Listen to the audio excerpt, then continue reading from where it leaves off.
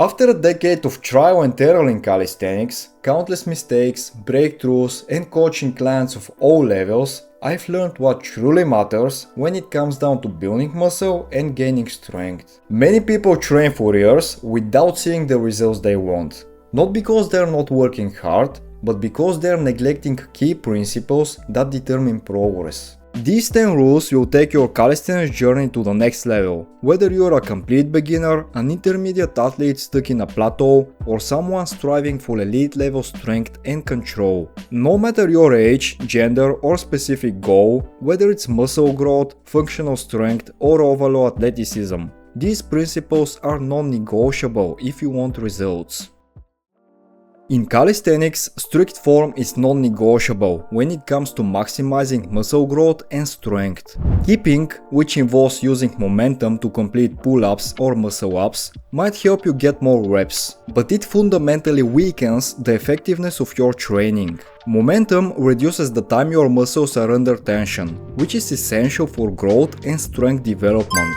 By eliminating swinging, you force your muscles to work harder, engaging more muscle fibers and building better neuromuscular control. Learning to perform strict pull-ups and muscle-ups without kipping will teach you how to activate your muscles intentionally and create more efficient movement patterns. The act of controlling each rep fully, from start to finish, strengthens the connective tissue, enhances overall body stability, and improves your core engagement. The benefits of training with controlled movements go far beyond aesthetics. This type of training teaches you how to move with precision, laying the foundation for more advanced skills, like planches or levers, which require impeccable technique. If you're trying to build muscle and strength in calisthenics, the key is to prioritize slow, controlled movements, even in more explosive exercises. For instance, consider adding a slow eccentric phase to your pull-ups, where you lower yourself down for 3 to 5 seconds. This way, you maximize the time your muscles are under tension, leading to more growth. Compound movements are the backbone of any effective workout routine. These exercises engage multiple muscle groups simultaneously, making them the most efficient way to train and build muscle. In calisthenics, movements like push-ups, pull-ups, dips, and squats are prime examples of compound exercises that stimulate growth across the entire body. Compound exercises are beneficial because they mimic real-life movements, improve functional strength, and require the engagement of stabilizer muscles. For example, push-ups aren't just about your chest and triceps. They also target your shoulders, core, and even your legs, if you focus on maintaining proper posture. Dips engage your chest, shoulders, triceps, and core, and are excellent for building upper body mass and strength. When progressing in calisthenics, it's essential to focus on these movements at the core of your workout. However, it's not just about sticking with basic push-ups and dips indefinitely. You should be looking to progress to more challenging variations, such as archer push-ups, handstand push-ups, or deep dips. These progressions help increase intensity and continue to promote muscle growth. Always consider your current strength level and ensure that the variations you choose are within reach, helping you grow without risking injury. Your joints are like the hinges on a door. If they don't move properly, the entire system doesn't function well. One of the best ways to prevent injury and optimize your calisthenics gains is by training through a full range of motion. This means that every exercise you perform should involve moving your joints as fully as possible, from the top to the bottom of each movement. In bodyweight training, many people fall into the habit of cutting their reps short, doing half push-ups or only partially lowering themselves during squats. While this might allow you to perform more repetitions, it doesn't activate all of your muscle fibers, and it doesn't develop the joint flexibility and mobility needed for better strength and longevity. For example, in push-ups, aim to bring your chest as close to the ground as possible and drive your arms all the way to full extension.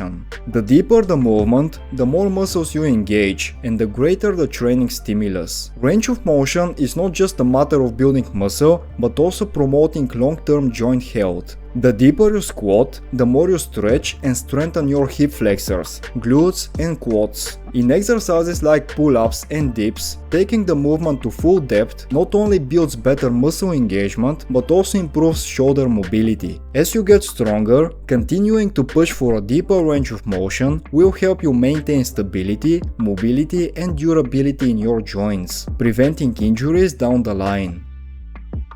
While dynamic movement is important, isometric exercises, static holds, offer a powerful way to build strength, especially in positions where control is key. Whether you're holding a plank, a handstand or a muscle-up hold, these exercises teach your body to maintain strength in static positions, which is critical for overall body control and strength.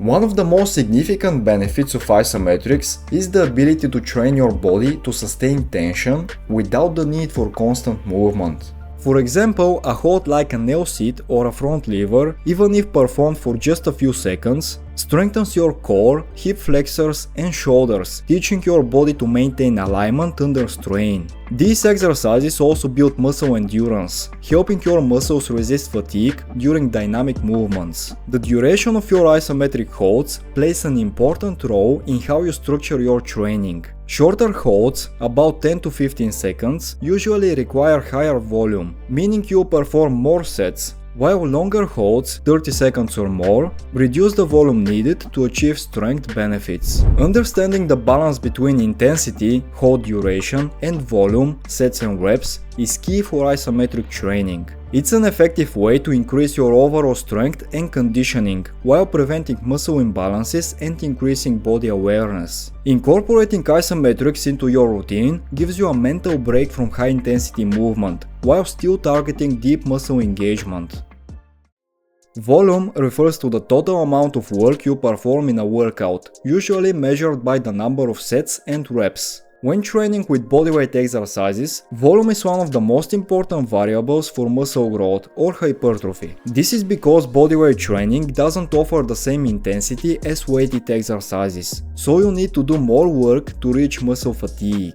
To effectively build muscle with bodyweight exercises, you need to progressively increase the total volume of work you are doing over time.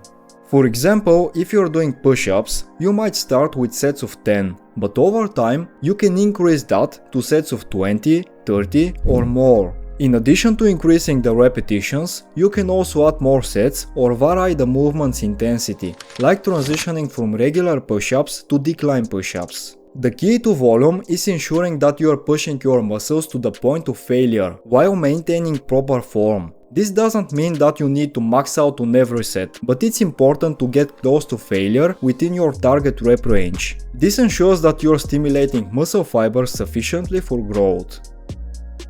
When focusing on building strength, you need to shift your approach from volume to intensity. Strength training in calisthenics doesn't rely on high rep ranges. It's about doing fewer reps with higher intensity to stress the nervous system. For instance, in exercises like pull-ups, muscle-ups or dips, perform fewer reps but with more controlled, challenging movements. These low-repetition, high-intensity sets are what stimulate the neuromuscular system and trigger strength gains. The nervous system plays a huge role in strength. When you perform low-rep sets with intense effort, you're teaching your body to recruit more motor units more efficiently and effectively. This is why exercises like one-arm push-ups or muscle-ups require significant strength. They demand that the nervous system be capable of firing a high number of motor units simultaneously. You'll need to allow adequate recovery between these strength-focused workouts, typically 48 to 72 hours, to ensure that your nervous system fully recovers and adapts to the training stimulus. The key to strength is progression. You might start with standard push-ups, but eventually you need to work your way up to harder variations that challenge your ability to generate maximum force in each repetition. This gradual increase in intensity is essential to building raw strength over time. Rest periods between sets play a critical role in both muscle building and strength development. For compound movements which target large muscle groups, you should rest for 3 to 5 minutes between sets. This allows your muscles and nervous system to fully recover and produce maximum power on the next set. For isolation exercises which target smaller muscle groups, a 1 to 3 minute rest is typically sufficient. The reason longer rest periods are necessary for compound exercises is that these movements require more energy and involve multiple muscle groups. Short rest periods can lead to fatigue setting in too early, which reduces the overall intensity of the workout. By resting longer, you ensure that your muscles are fully replenished and ready to engage at their highest capacity. Additionally, proper rest promotes recovery between workouts. If you are training multiple days a week, spacing out intense workout sessions ensures that your body has time to adapt and rebuild stronger. Not getting enough rest can result in overtraining, which hinders progress and increases the risk of injury. One of the biggest mistakes beginners make in calisthenics is attempting exercises that are too advanced for their current level. While it is pretty exciting to try muscle-ups, handstand push-ups or one-arm push-ups, jumping straight into these advanced movements can be frustrating and counterproductive. It's important to focus on a sensible progression and master the basics first. Testing your strength too early can lead to failure, discouragement and in some cases injury.